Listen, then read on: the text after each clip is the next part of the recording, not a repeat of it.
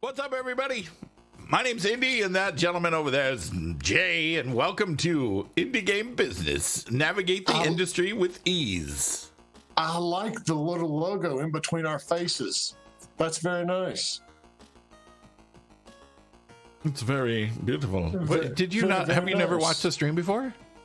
I've never seen the logo there, and rarely do I actually have the screen up while I'm usually like trying to monitor chat. And it's like we're crawling out of the box. See? I like that. I've never noticed the IGB there in the middle of everything. So yeah. Hi, everybody. I just subbed for 13 months. Woo! Yes. That means we've been affiliate for over 13 months. Exactly. We're a big deal. Sort of. Metal. All right, the music is low this time. I'm just going to keep it like 15%, just so there's, I don't know. And when you're doing the podcast, are you putting music in the back? Pog broke out of the box, broke the simulation. What's up, Chocolate Rain? No, I think, kind of like your comment a minute ago about me editing the audio. I think you're overestimating my ability to do any of this. I basically pull the audio straight down from our video and then post it. Oh, okay. No. Whatever you edit when you get done with these shows is what people on the podcast hear. Oh, okay. Okay. Well, hi. Morning. Happy Friday. All right. It's almost June. I know. Which means school's almost out, which means, my work life is going to get crazy because I'll be working and managing a 7-year-old that is running around like crazy. Is he like crazy? Oh yeah, kids got so much.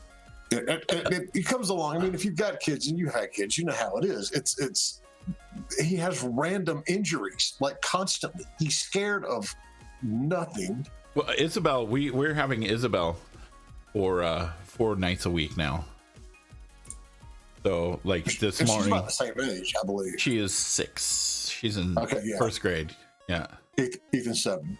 Yeah, she's first grade. First grade as well. But the other night, because Rochelle built like it's a twin bed, and then so she slept in it, and then in the morning we went in there and she was sleeping under the bed, like sideways, with her head just kind of sticking out. Nice. Rochelle's like, we're gonna have to put that rail up. I'm like, well, she's only gonna fall from like 10 inches, but now she has a rail, so she'll be fine. It's supposed to be like the top bunk of a trundle bed. Yeah. Or not trundle, but whatever, the kind that looks like an L, but it's the bottom part of it. So it's a good thing she didn't fall out in the middle of the night. Well, that has happened before. You hear this ka-thunk, and then you go in there, what's that? I'm okay. Okay. I'm fine. That's what she does. She will fall and be like, I'm okay. So we got E3 coming up in a couple of weeks. Are you going? No. God, hell no. One, I'm not a fan of LA, and 2, I'm really not a fan of E3. Wouldn't you just go to the Hilton and hang out all day? I mean, the JW Marriott. That's the Marriott, the one that's like right beside it, and so that's always a good one. And that's where you need to be if you're doing business meetings anyway. It's just not that. We haven't. If you want to go and see new games and stuff, then go to E3. But for business stuff, you don't really even need to go, right? No, I don't recommend it. I mean, there are a lot of people there that are doing business, but especially for smaller companies, I don't think it's worth it. I don't think it justifies. I mean, up until 3 years ago, it was only press, right? No, and that's the other thing. It's like I have seen so many friends of mine in the industry, and I had the same problem. I think the last time I went was like 2 or 3 years ago. And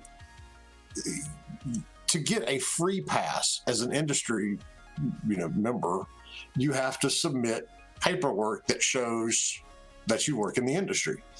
Well, after 20 years, I've got plenty of paperwork that shows it, but I've had and seen multiple friends of mine that have been doing this 10, 15, 20 years that initially got rejected for a free pass because the people that review that application or whatever didn't believe that they were, really in the industry. And it's like, what do you want me to send you my, E3 badges from the last 15 years to so you believe me? All you need is a website and write like 10 reviews on it, and then you're no, good. I mean, that's the thing. I mean, I don't know. Maybe those people get in like super easy. Those of us who actually do work, and a lot of it comes to a lot of it is it's consultants and lawyers, right? And so our business card doesn't say I work for Square Enix. It says consulting. Yeah, exactly. But it's absolutely nuts how you can be doing this for as long as we've been doing this, and then have to jump through God knows how many hoops. Is it that way for GDC too? No. Well, I mean, GDC, you can't get a free pass anyway, unless you're press. You get a free pass as press? Yeah, you get a press pass. Scary Robot Games. I've scored free industry passes for the last 4 years with little effort as an indie dev. Yep, because you're an indie dev. Yeah. If you're a consultant, your website says it, your card says it, everything. If someone Googles you, they say, oh, okay, yeah, they create games. They're in the game industry. When you work as a consultant or an attorney, it's not as easy to do that. Even though if you go to our website, it's completely game related stuff. I would probably have if someone more Googles success submitting. I have a hair. There we go. Whenever somebody says when someone Googles you, I always go. I'm fairly deep Google buried these days between the chairman of the Fed, whose name is also Jay Powell. No, I mean it just sounds so crude. Yeah. Let me Google your Yahoo. I don't know. You're right. It does kind of feel violated. I would be willing to bet if I submitted 2 applications to E3, one as a streamer with Indie Game Business and one as a consultant for the last 20 years as the Powell Group, Indie Game Business would be the one that got in. Yep. DuckDuckGo, Jay Powell. Here, let's do it. I'm going to do it. DuckDuckGo is the one that's the new one that doesn't take any ad revenue but they also like Google tailors your search. DuckDuckGo doesn't. DuckDuckGo is like if just or any person would do it. I'm gonna DuckDuckGo indie and just see where I'm at on there.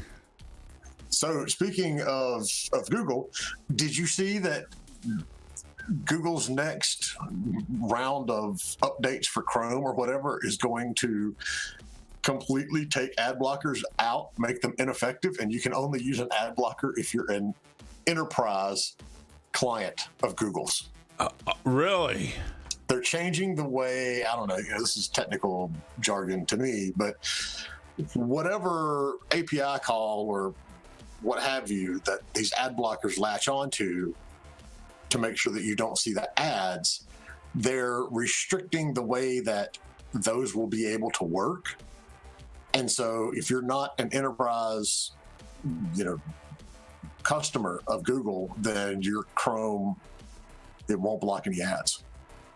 Wow. So what do you mean by customer of Google? If you use, so it's like we use Google, like our website and everything is on Google. So we have what is it called? G Suite account. Oh, okay. If you go up further than that, then and say it's like these huge companies, if you have hundreds or thousands of employees and they're all on it, then there you go. You get another level of benefits or whatever with Google. And so, that's the enterprise solution.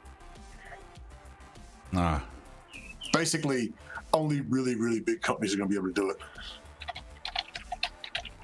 Let's see here. So my ad blocker won't work on things then, huh? No, the article I read, basically, the headline was Google just gave 2 million users a good reason to switch to Firefox. Oh, well, I use Firefox anyways. But you know what? Like ad blocker, sometimes it doesn't work on Twitch. It just plays an ad, regardless. The ad blocker, I think, is not as good as uBlock Origin or whatever. There's another one. Right, because I just now clicked on a stream. Ad block is up, and it says the ad supports so and so. Yeah. So you have to pay to get rid of ads instead of it being a free service. Sounds like another new subscription-based service that was once either free or pay once and done. Example, most Microsoft and Adobe products. Is it just me, or is Twitch acting really funny today? Twitch is acting funny. Twitch is twitching. Maybe we're having like massive internet issues. That's the Discord reason too, because we've got a souped up Discord account now. Yeah, but we're in a call. We're not like in a server call. You know what I mean? No, I don't, because I have no idea what the difference is. Like if we were to go in the server and then call each other, it would be different than a person-to-person call. But you can't do video that way.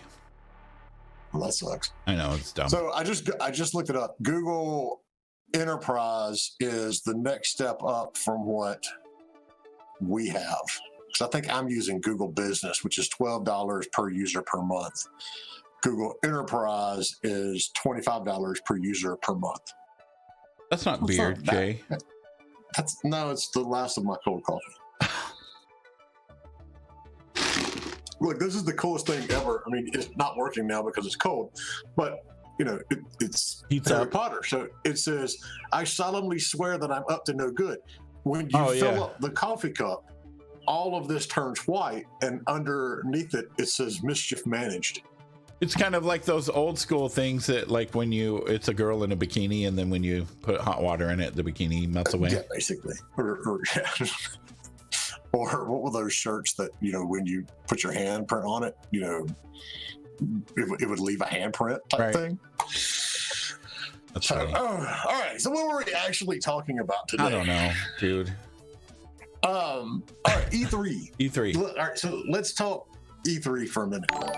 Hey, thank you for the follow, Positive Bay. Thank you much. If you are going to E3 and you want to stand out, and we've talked about in the past, like for indie devs, E3 is the worst time to do a big press release or, make some big announcement, because you're just going to get buried. Buried under Sony and Microsoft and everything. Every bit of it. So don't plan on doing that. Give it about 2 weeks after E3 ends and then do your announcement. You want to, depending on how crowded the floor is, and in years past, there's some years that it's full, and some years that it's not. If you are showing your game, obviously the basics, make sure you're always there with the game. Don't leave your booth unattended. Make sure that someone's there, drawing people in and all that kind of good stuff.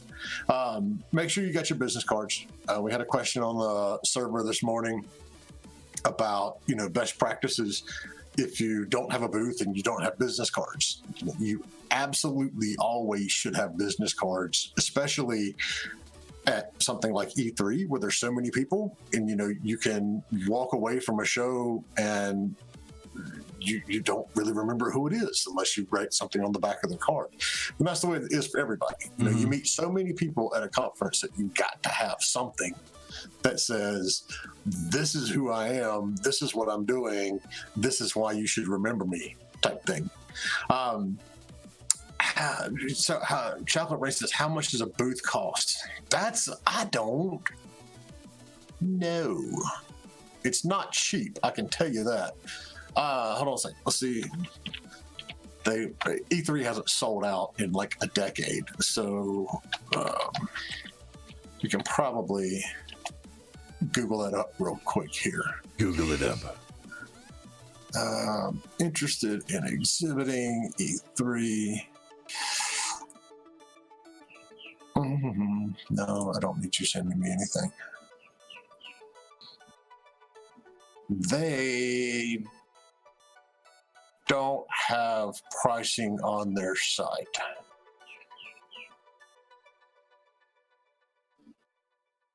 If you're interested in exhibiting, complete this form and they'll get back to you. Yeah, it doesn't say. But yeah, I know it's not cheap.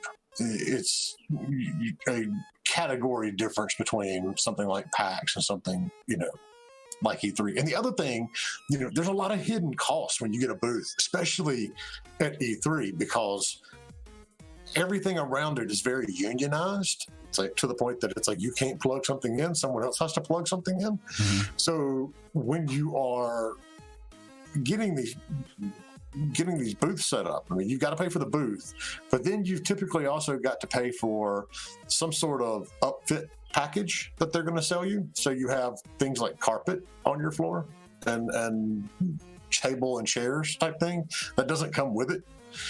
And then you've got all the union costs that go along with it. So it's it stacks up really, really, really quickly. But so if you even more so, if you're going to go and you're going to spend that money, make sure you're there to capitalize on it all. If you don't have a booth, so let's get back to the original question. Circulate. Go to all the other booths. Go to any company that remotely might have something that you're interested in. If you're looking for a publisher, go to all the publishing booths and say, at this stage, you're not going to be able to get a meeting. That's just the reality. Everybody is booked. We're what, 2 weeks away? Everyone is booked up solid. So go around all of the booths. I mean, with the very, very rare exception, all of the booths will have like a check-in point, almost like a little kiosk is standing there, and there will be someone there to greet you. Introduce yourself, give them your card, tell them what you're doing, and say, who should I speak to? And they'll give you that person's card, or there'll be some information, like a handout or a pamphlet or a one-pager or something there that has that person's contact information. In the ultra rare occasion, that person may be actually available to chat, depending on how big they are, how big the company is. Because when you're dealing with these giant booths like Activision and well, EA's not on the show floor this year, but the Activision booth, Nintendo, Sony, Epic, all of that sort of stuff, the people that you need to meet with are never out front. They are always in the back in a conference room that they built back there for the show. So get that person's information, and then you go back and you check on it and all that kind of good stuff. Chocolate Rain found a article from a couple years ago. It's probably close, I'm sure. Let's see here. So as of 2017, a 200 square foot booth, and for those of you in Europe, don't ask me to do that conversion because that's just not going to go well for anyone. It's $3,333 per day. Electricity costs not included. GDC is 6,000 and some a day. And that's not counting like internet and all that shit stuff. Now this is regardless, I mean, you are looking at thousands of dollars a day.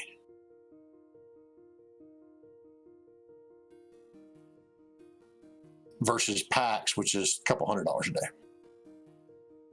So yeah, it gets expensive. And then a PAX booth is a couple $100 a day. It says PAX East 2014 or PAX East 2016 was $417 a day for a 10 by 10 booth, and they've got links on the site to go and check out the blog or wherever they found that information from. The cheapest one is TGS, Tokyo Game Show. Really? I would not have expected that. But yeah, it's like $200 a day, plus the cost of flying to Japan. So go around, meet with these publishers. Or not meet with the publishers, but get the information from the folks there at the stand, and then come back and follow up after the show. Networking, if you want, I still say at E3, if you want to meet the business people of the industry and stand the highest opportunity percentage chance of doing so, go to the JW Marriott. That's where all the business folks are. And they're going to be in the lobby. It's a fairly big lobby. There's a Starbucks there. Don't, for God's sakes, try to get a coffee there in the morning because the line goes out the door. Not the door of the Starbucks, but the door of the hotel. Drink your coffee at the hotel room. There's a bar there, a lot of seating area, 2 like side rooms that have seating area that they sometimes block off for events at certain points during the week. And then there's a whole restaurant there as well too. So there's plenty of space there. It never gets like too crowded. If I were going as an indie dev and I had something to show, I would get my game together on the laptop or on the Switch or whatever you're going to show it on. Don't try to drag around a CPU and monitor and all that kind of stuff. I would get to the JW Marriott early in the morning, like at least an hour before everybody else, is going to, or the show opens. So everyone's going to be arriving downtown. And I would get a table right there in the bar area, and I would sit down and I would not leave it for, 8 or 9 hours until, the day has ended.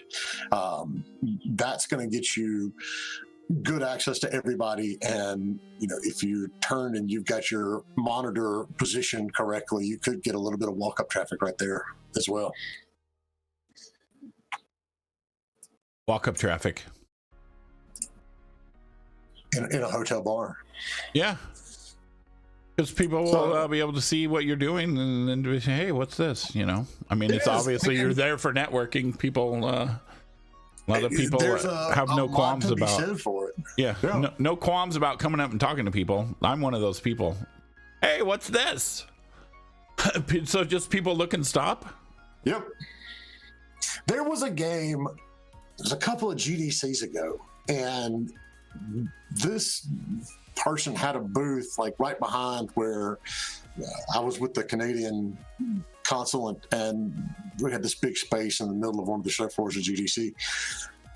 There was a game that somebody was playing behind us, and it got so much walk-up traffic that it was ridiculous. There was nothing to it. It was like 2 bears punching each other, but they had this completely crazy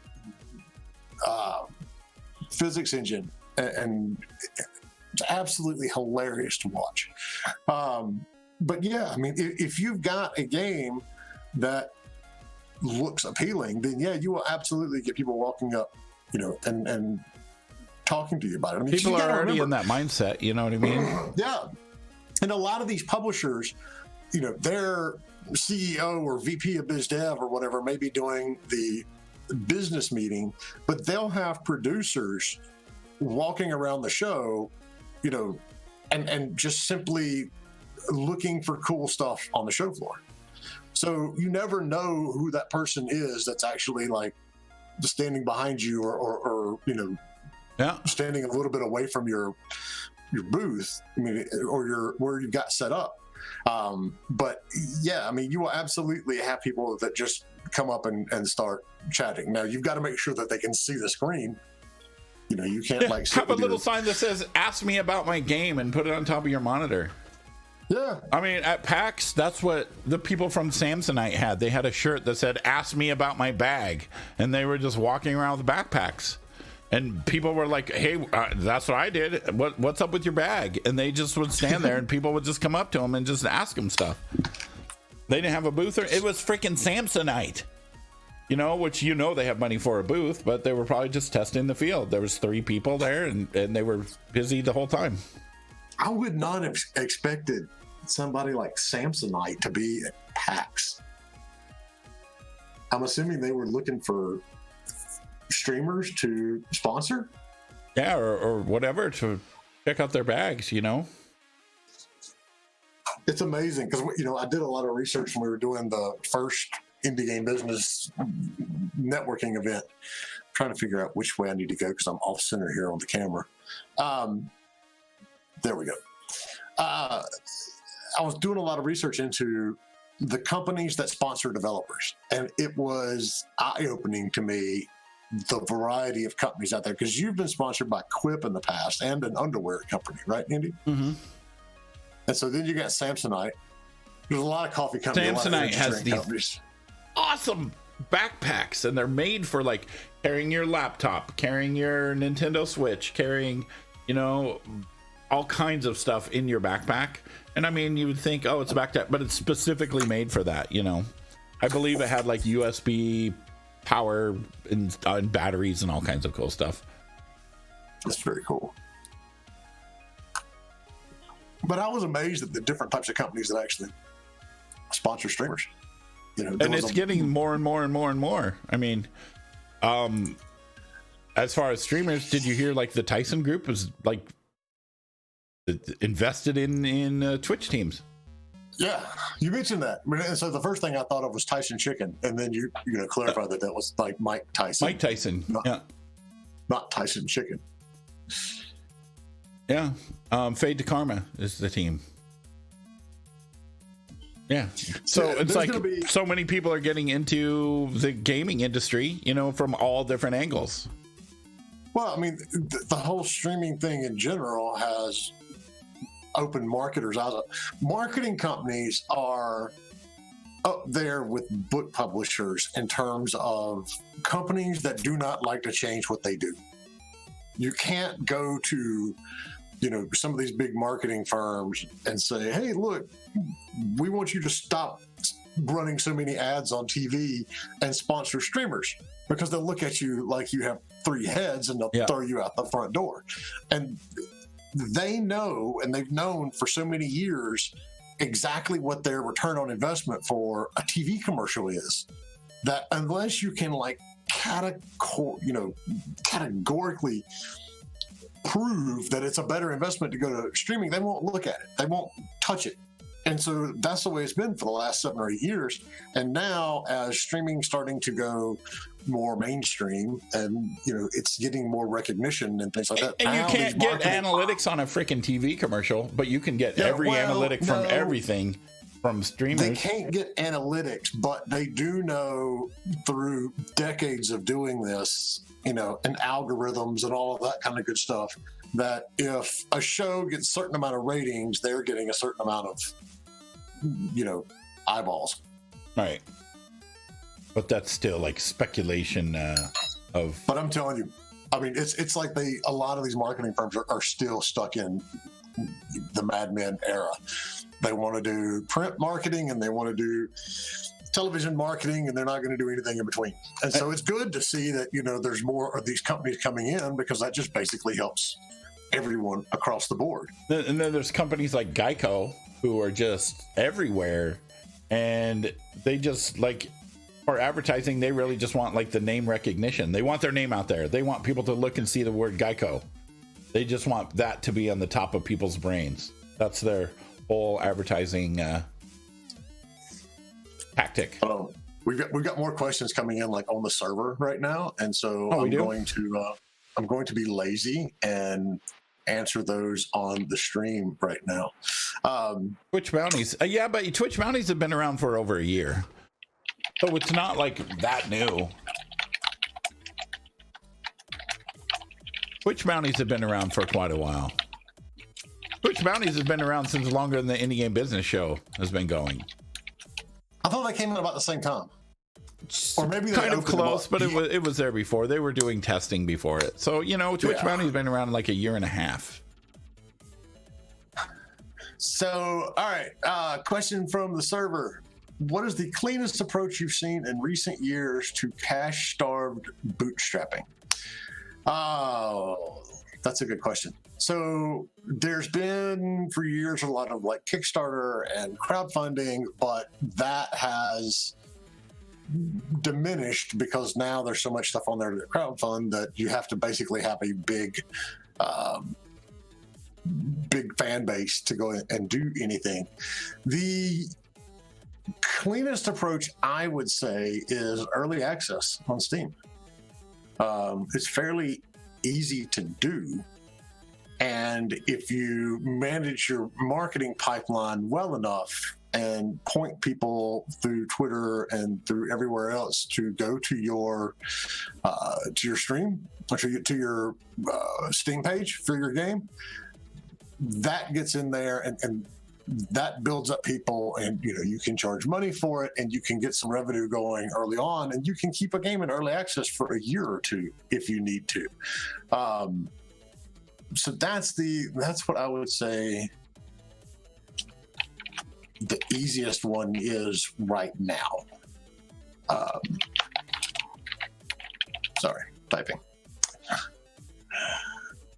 How would one go about joining a dev group, either for programming or 3D modeling, especially if newer to the field and not having any public games under the belt? Facebook. I was going to say Facebook probably. That's, Facebook. There's a bajillion groups on Facebook. Bajillion. Yeah. And join a bunch of different ones. Find which one fits you best, because they're all kind of a little different. That's what I Discord think. is another good one too. Yeah, Discord.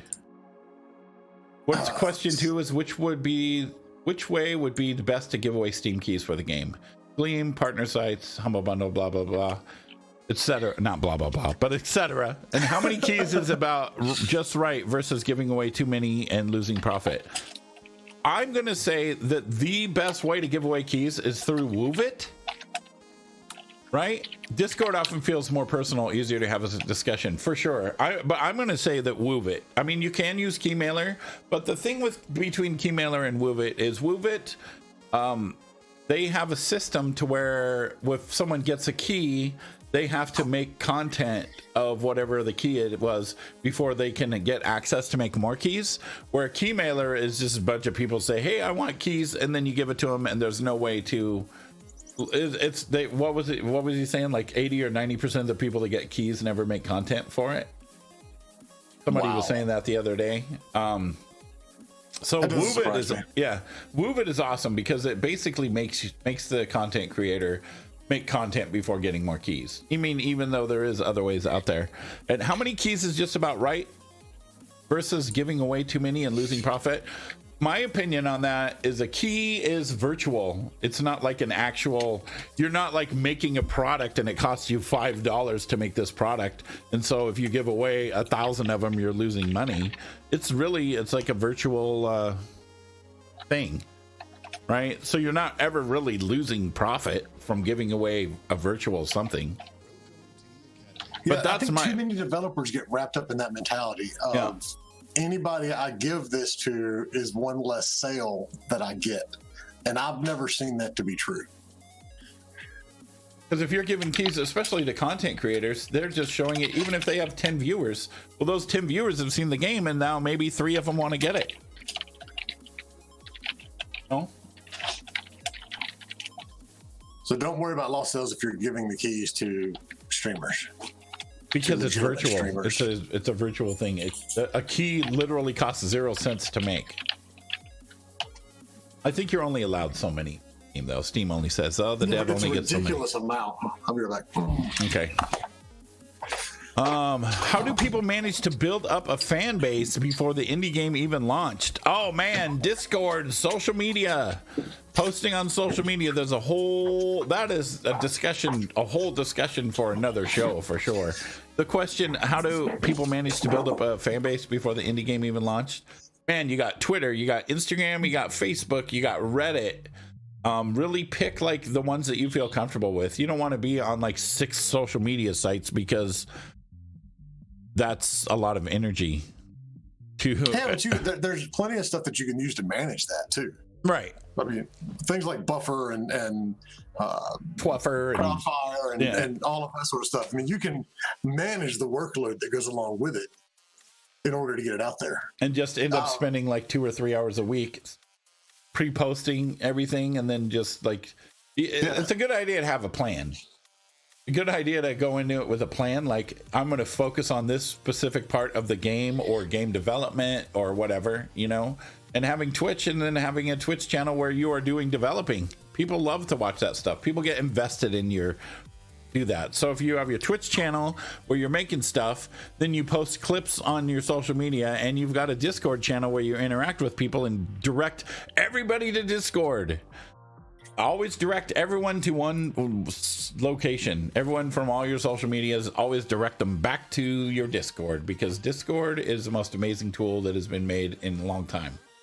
Yeah, it is. There's a big market of people imitating content creators and news page blogs to get keys, which are then sold on the gray market like G2A. Yep, but you can track where every key goes.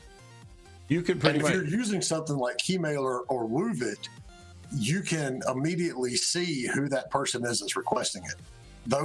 Both of those services, you have to when someone approve. requests a key, you can click on their name or on their ID or whatever it is, and it'll take you to their page.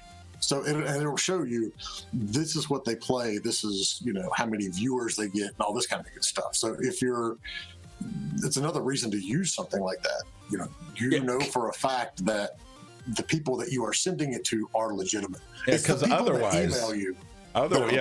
Yeah, it's the people that if you say like, look, I'm giving away keys to creators, you'll get a bunch of emails. And how do you double check them? Well, like for me, you would look at my email address, and then you would like go to my channel or my social media and be like, oh, this email address lines up with this person. You know, a lot of content creators, for some ungodly reason, don't put their freaking email address, a business email address, where it's easy to find.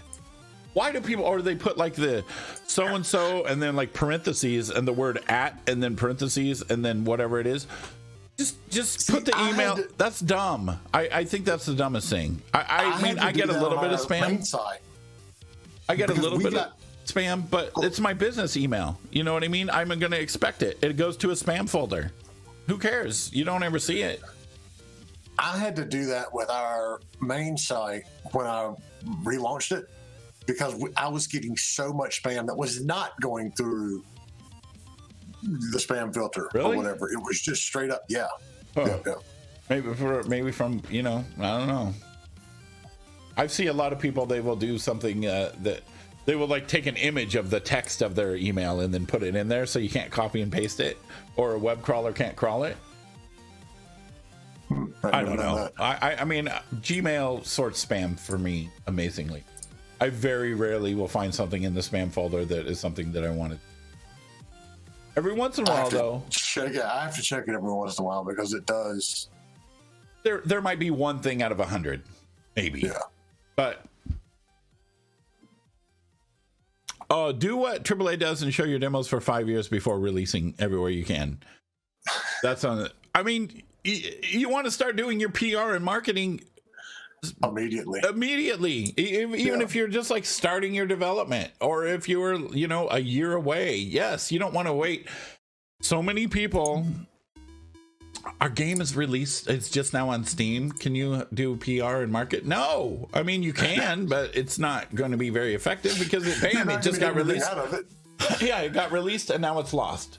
It's a missed opportunity. It's interesting how many content creators do it for a living but still don't have any business emails besides their name at Gmail. I use Gmail. I don't think it's that big a deal to use Gmail. I mean, if you're a real company and if you're a developer or a publisher, you need to have a URL that goes with it. But for streamers, I don't think it's that big a deal. And you know what? When this is why I use Gmail, right? I had my own email. Right, but then I have to keep it up, and it's just another thing. It's another thing, right? Gmail is going to be, and when the zombie apocalypse happens, the only thing that's going to be left is Google. So my Gmail account will always be there forever. I would say it's Google, Pepsi, and Disney. Being as they own everything anyway, between the three of them, that's all that we're going to be left with. All right, but I say use Gmail, because Gmail is amazing. And if you're not like super technical and don't want to have your own website or handle any of that stuff. That stuff is a pain in the ass to me. Yeah, but I mean, even it actually makes it, Google in general makes it easy to go in and you can buy a URL right there through Google Domains. Yeah. Set it up, you know, and I say this sincerely, if I can do it, anybody can do it. Yeah. Because I am not the technical person on the team. Just one more thing to keep track of, though, as far as I'm concerned. There's not really a thing to keep track of, though. You just have an email. That's it.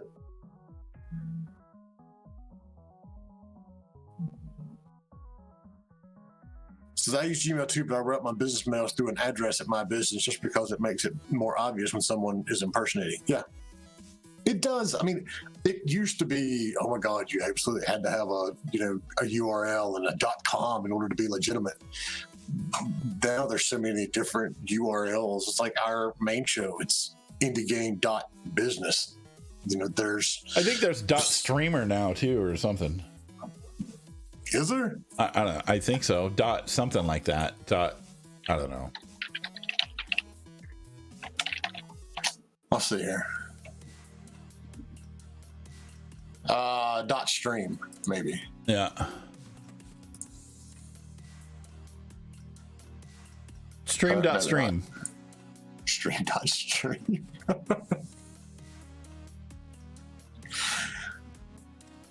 I don't know. I don't see it on there now. I don't know. It's not going to be that much difference in the next few years anyway. I saw that a lot of conservation folks are upset that whoever the governing body is that governs the internet URL world may give .amazon to Amazon. She's just like, okay, that's one more thing they're going to own. All right, so let's look at how you're going to make your game stand out at E3. So when it comes to that point, it's not a lot of different than a lot of these other, conferences that we go to. So when you go to something like PAX, Indy, what draws you to look at a game? When you go to PAX? Yeah. When you're at PAX and you're just cruising around the show floor, what is it that draws you into the video? Walk by, you look and you see a video and go, oh, I want to play that. That's what, for me, the video demo that's happening. So when they got a big screen up that just like loops a video of gameplay or whatever, that's my number one thing. And so you need to have a television at your booth to be able to do that. So what do people do at conferences to not have to ship a television? And this is terrible. They'll go to Best Buy, buy a TV, and then return it. They've been doing that. I mean, that's the reality. You know why? Because when you look at these packages like E3 has or GDC has, and you look at the cost to rent a TV for 3 days, yeah, it's like thousands of dollars. It's more expensive than going and buying. Even if you can't return it, it's still cheaper to go buy a TV than it is and then give it away. Yeah. And I'm not condoning that, but Amazon has that new thing. It's what is it? Amazon Prime or whatever. You can try on clothes, and if you don't like it, send it back. I mean, you could always do that with Amazon anyways. You get something you didn't like, you send it back, but now they're just advertising it as a feature. Exactly. It's the days of not being able to send something back are long gone. But now they pop it in there as a feature, and but that's a legitimate tactic when it comes to marketing, because so many people don't realize some basic things that put it in there and you advertise it as, hey, look, we're doing this. It's the whole thing with Budweiser and those corn syrup commercials that got them in so much trouble with the other beer companies.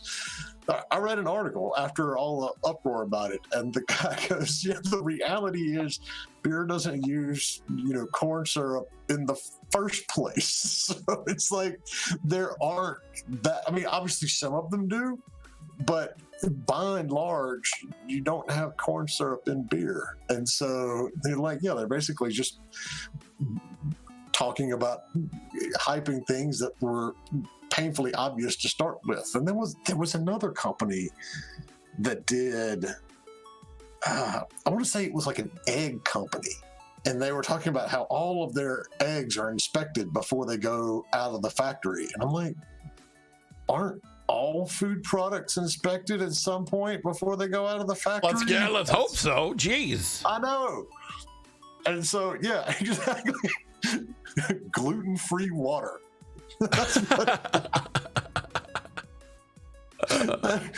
it. That's what we're going to start selling next, Andy. We're going to sell gluten-free water. Jesus criminy.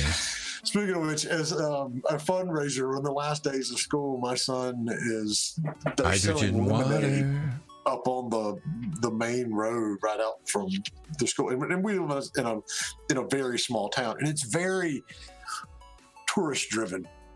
And so for the last 3 Fridays of the year, they send out a couple of first graders with adult supervision. We're not just like sending first graders out onto the street.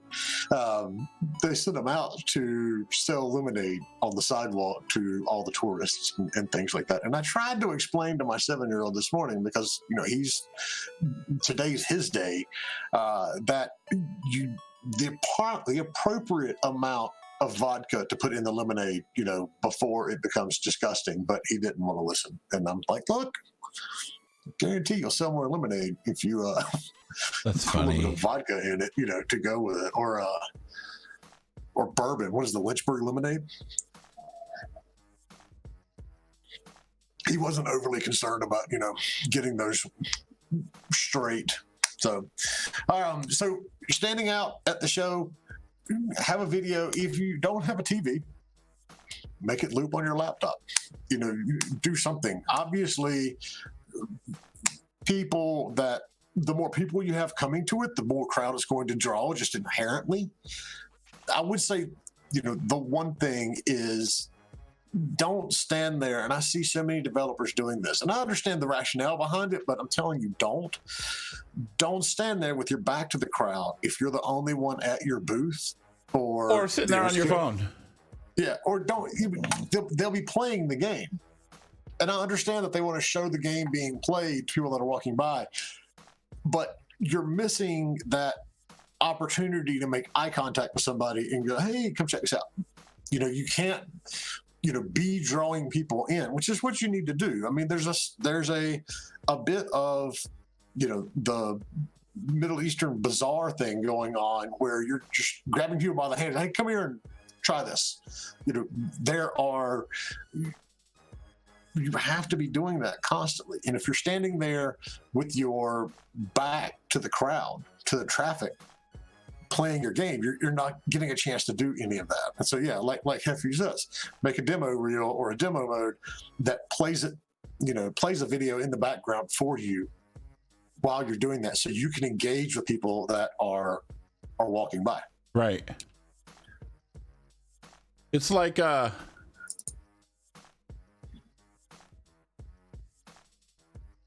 it's like when you go to a play, right?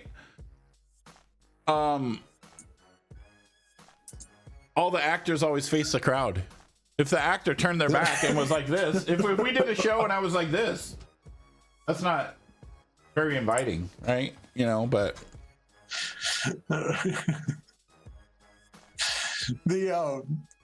but yeah, I mean, and the other problem that we have in the industry is a lot of teams, I mean, they're not good in crowds. They're not used to having that, you know, grab somebody and pull them in and say, hey, play this mentality. And you have to be somewhat aggressive about it. I mean, you don't want to like physically stop people and shove them into your booth, but, you know, stand there with your controller and like hand it to somebody and say, hey, try this out. I mean, what the worst they're going to do is say no and keep walking on. Don't worry about that. Just carry on. But yeah, and so, but Chocolate Rain has a good point. Number one tactic: usher any live streamers to check your game out. Streamers at a conference are a force multiplier. You know, they absolutely, you know, can greatly enhance the number of eyes that are going to be on your show. Sometimes at the show, and so, and sometimes not. But if you engage with somebody and it's a member of the press or a producer from a publisher or something like that, you're going to get some good one-on-one time that is literally one-on-one. You're not going to be able to convey your game effectively past that one person that you brought in. However, if you are drawing a streamer in, you get them engaged, and then they're going to get excited, and they're going to show the game off on their site, and carry on and spread the love. It's like, we saw it when you came back from PAX, Andy. I mean, you were absolutely so excited and so hyped up to play some things other than Conan, because you had been at the show and you had seen some of these games, and it was like, oh my Neon god, Abyss. Yeah, I mean, there's some really good opportunities in there.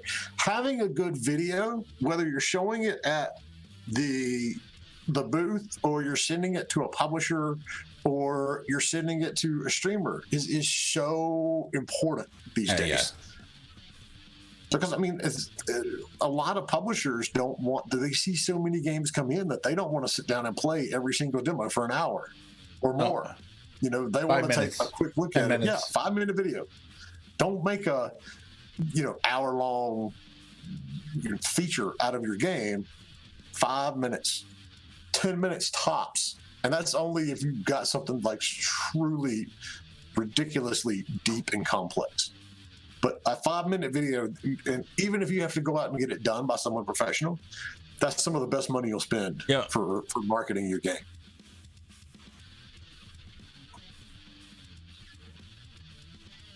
Trying to see, did we miss any questions on? I don't think so. I don't think we missed any on the server right now. All right, so what else we got out there? Let's look through some news too.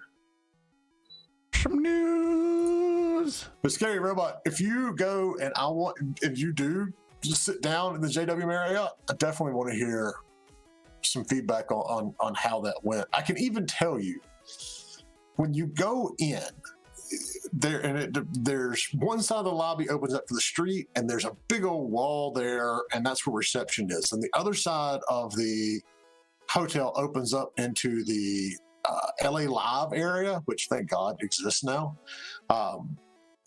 In between those two, the bar is on one side and the open area is across from it, obviously. But there's a half wall that exists right there in between the bar seating area and a walk area, a hall. I don't know what you would call it. It's a place where you move. It's an area where you move from one side of the room to the other. If you sit there, and that way your screen is always looking at people that are walking by versus people that are basically sitting at other tables, that's the spot in that lobby I would sit at. But I definitely want to hear how it goes, because it's cost effective wise. You don't get any better than being able to meet with a bunch of business people and not have to pay for a pass or deal with getting into E3.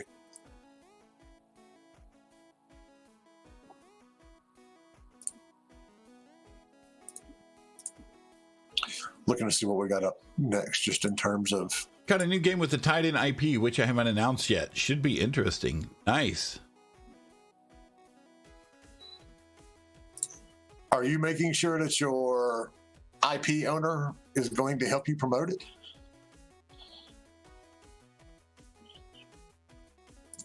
That's the big catch.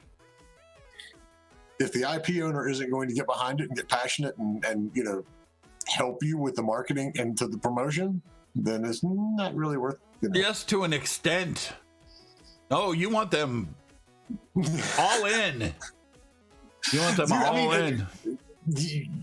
Get what you can get. That's I might have told the story before.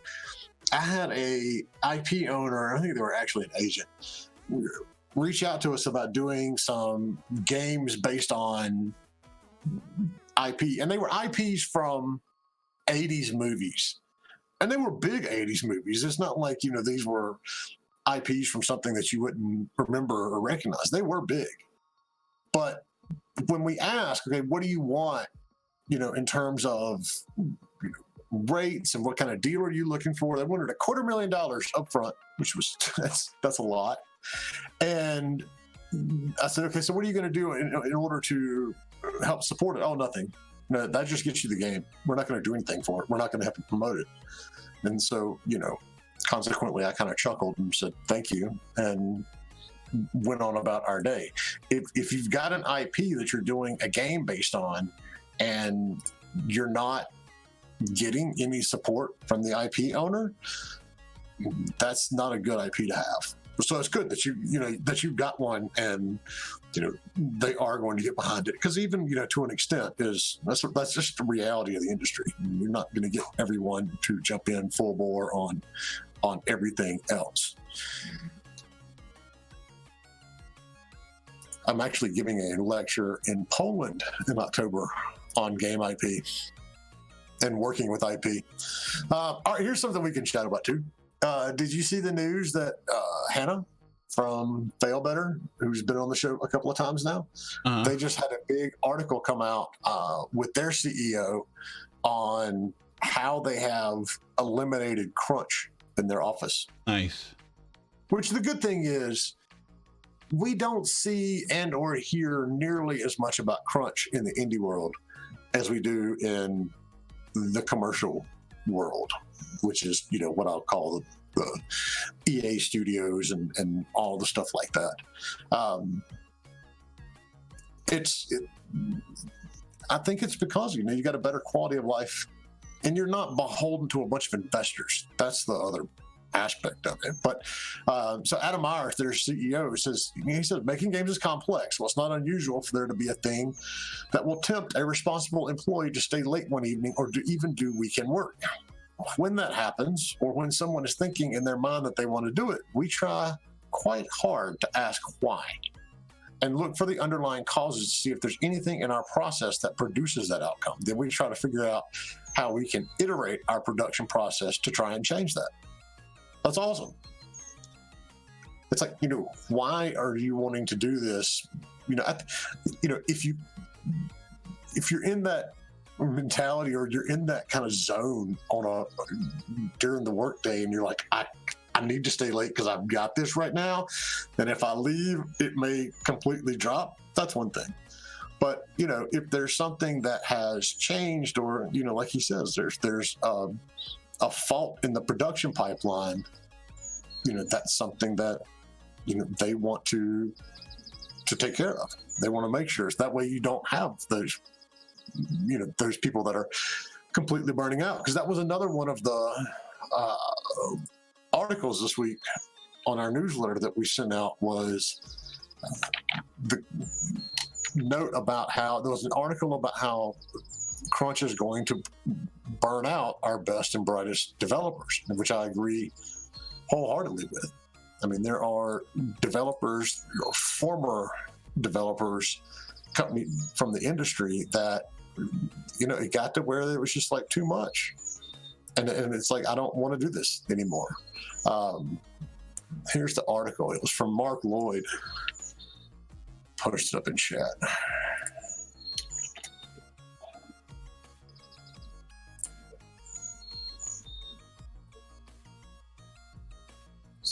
So Mark Lloyd's written a book called Zero Crunch, the best way to ethical, cost-effective software development. And he's got all these steps that they go through, to try to eliminate crunch as it is. It's well worth a read, to see if there's something that you can gain out of all of this stuff. But it's good that this is coming to light now, and, not continuing to be buried, like the guy from the former president of the ESA, who several years ago was like, "Oh, crunch isn't something we see anymore." It was like, what world are you living in? And as time has shown, he actually wasn't the best person to be leading that organization, and he's no longer there now. But they want to bury it. They don't want to talk about it. It's not something that it's appealing. And so, I mean, I posted a thing on Twitter last week, basically, talking to all the big sites, the Gamma Sutras and the IGNs and Polygons, and say, why don't we, look into the employee cost, the mental health cost of a game when you're starting to factor in Game of the Year? Does something really need to be Game of the Year when a bunch of the development team was working 100 hours a week? I don't think so. I don't think that needs to be glorified and praised as much as some people may think. What do you define crunch as, Jay? I agree that every now and then you're going to have 52-hour weeks. I used to work 60-hour weeks back when I was younger. If it's ongoing and you're pushing more than a 50-hour week for weeks on end, that's an issue. If you're pushing a 70, 80, 90, 100-hour week at all, that's ridiculous. That's what I'm going to call crunches. I'm not saying that we're all, we work in an industry where we're always going to, be able to work a 9 to 5, 40-hour week. That's not realistic. Well, a lot of industries are like that. When I was a commercial fisherman, a 12-hour day seemed like a half day because, we worked freaking 16 hours a day. But you didn't work 52 weeks a year. That's true. We didn't work 52 weeks a year. There was some time we got some time off. And that's no different than, firefighters, a lot of first responders, they'll work, 3 days on, 4 days off, or 4 days on, 3 days off, and it may be a 12, 24-hour shift. But it's not constant. The problem that we're seeing in crunch is that from like the standards? Yeah. It's like, okay, you're going to be working a 70-hour week, 7 days a week. There was an article from one of the guys that led Rockstar North years ago, and he's gone. He left, and he was looking back and saying, "I'm ashamed of the damage that we did to families because we would come in." And he said a standard work week was 12 hours a day, 7 days a week. That's stupid. Yeah, there's just absolutely no excuse for that. And so those are that's what I'm going to call crunch. If you work 45 hours a week, no, I don't look at that as crunch. It's when it is a ridiculous amount of time over an extended period of time. That's when it's a problem.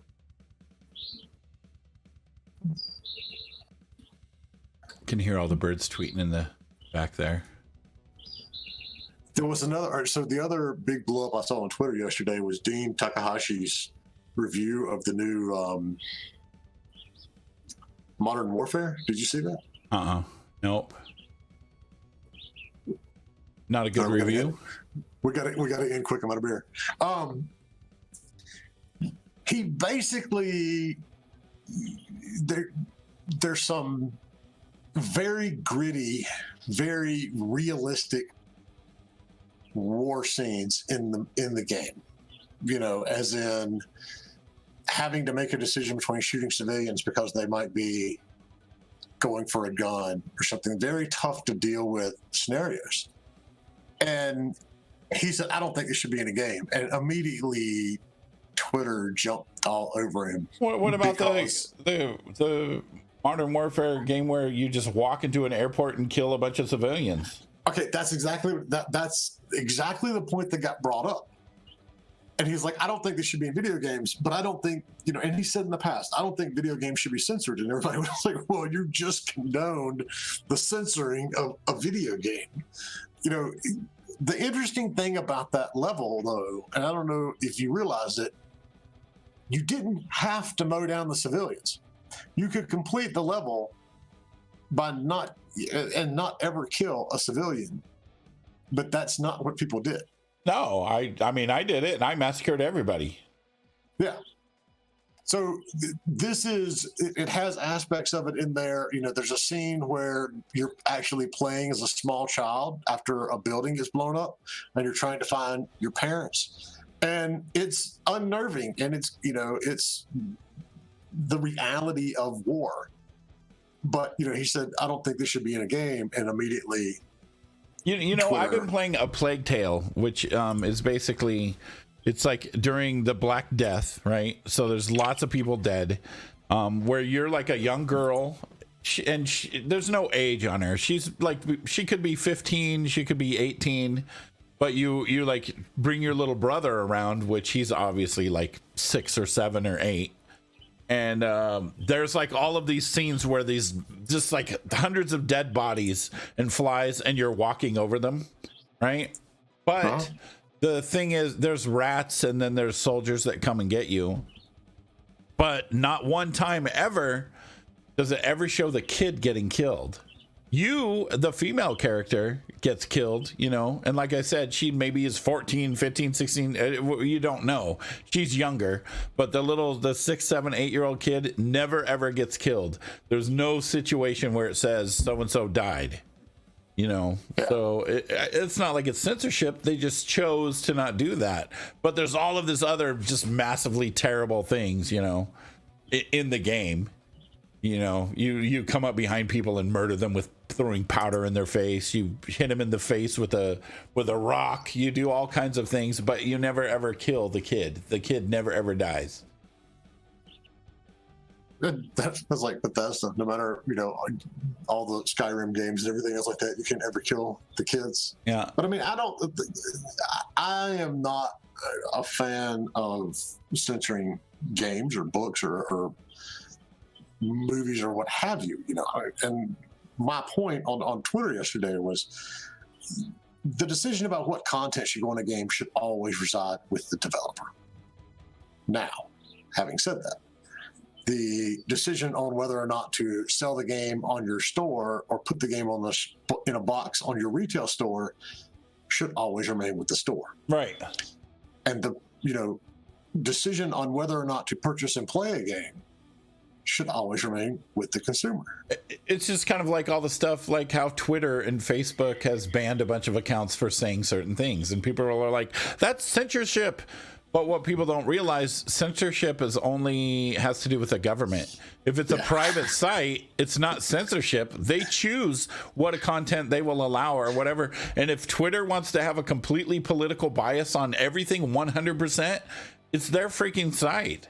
You can't call censorship because they don't want to have certain topics of discussion on their site. It always amuses me how many people in America scream about the First Amendment and they don't actually understand what the First Amendment is. It doesn't protect you from being able to say whatever you want. It protects you from the government from being able to say whatever you want. Yeah, I mean, we can't sit here and have naked people and murder on Twitch because Twitch will take us off the air, which is their right because it's their platform. The same with Twitter. The same with, if you want to make a game about, horrendous shit, be it war or whatever. We had the school shooting game a couple of years ago. If you want to make that game, that's fine. Make that game. You have the. But just know that there's certain things that goes with it. You have to have a certain rating. Some stores might not carry you. It's not going to get out there on the market. You're going to be selling it through your own website for the rest of your career, and people may very well choose not to buy it. Yeah. And so that's just the reality of the world. That's what it is. And no, I don't think it's a bad thing that modern warfare is going to have these horrendous scenes in it. War is not pretty. War is not a video game. War is a really, really, truly horrible thing. And video games are made for entertainment value. So what if this had come about with this war of mine? I mean, that presents some very rough and dark decisions. Yeah, there's one where you go into a church and you can basically either kill the priest, go downstairs and kill all the old defenseless people, or you can save them. It's your choice what you do. I, of course, like to play games like that evil, so I just destroy everybody. But it doesn't mean that I'm going to go out and shoot people. It just means that I just play that game that way, Exactly. So you got anything else today? No, I'm good. I'm hungry. Actually, I didn't really eat breakfast, and it's lunchtime almost. Does anybody else, if you've got another question or something you want to toss out there, do so now. Or forever hold your chat piece. Or at least until next week, hold your chest. Yeah. So don't forget, tickets for our next Indie Game Business online networking event are now for sale. Yeah, this is in July, right? What's that? July 15th, yeah. July 15th to 16th, just over a month and a half away. You can find tickets at indiegame.business. You can also find the site, the archived copies of this show. And soon, as soon as I get around to updating the website, I'll have the link to the podcast on there as well. But if you want to get the podcast so you don't have to stand here and look at our beautiful shining faces while we're doing this, you can beautiful go to pixel faces. Anchor.fm/Indie Game Business. And then from there, you basically just pick the platform that you want. We're actually getting about 40% of our listeners from Spotify right now, so check that out. Putting it up here in the chat. Yeah, and that's it. That's all I got. All right, we'll be back next week. Maybe Wednesday, maybe Friday. No, we'll definitely be here Friday because we've got Sarah from GameDev.world, the conference that Rami Ismail's putting together. Sarah's going to be on the show talking about all of that kind of fun stuff. And then we'll probably have it on. We're probably going to have a show. I'm actually talking to the guy on LinkedIn right now. We're going to be looking at one of our viewers' games on Wednesday. Yeah, that'll be fun. Yep, I'll keep you posted. And Scary Robot, you want us to check out your games on stream? We would be more than happy. Yep. All right, everyone. Absolutely. Have a great weekend. Yep. Yeah. We'll see you later. Bye.